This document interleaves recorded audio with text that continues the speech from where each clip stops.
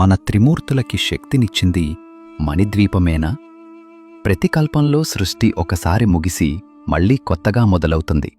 ఈ కొత్త కల్పాన్ని ముందుకు నడిపించడానికి త్రిమూర్తులకి మళ్లీ శక్తి అవసరమైంది. అప్పుడే ఒక దివ్య విమానం వారిని తీసుకెళ్లి మణిద్వీపం చేరుస్తుంది. రత్నమణులతో నిర్మితమైన ద్వీపం సర్వలోకాలకు పైన ఉంటుంది. చుట్టూ అమృత సుధాసాగరం.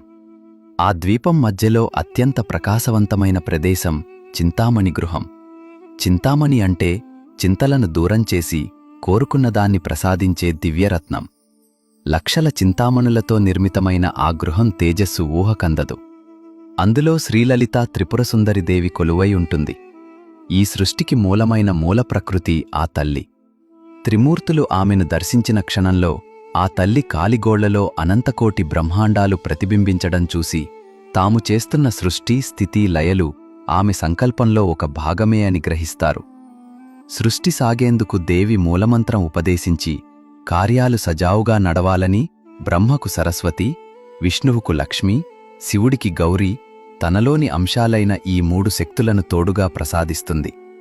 ఆ అనుగ్రహంతో త్రిమూర్తులు తిరిగివచ్చి సృష్టి స్థితి లయలను ప్రారంభిస్తారు అని దేవీ భాగవతం చెబుతుంది. ఓం శ్రీ మాత్రే నమః.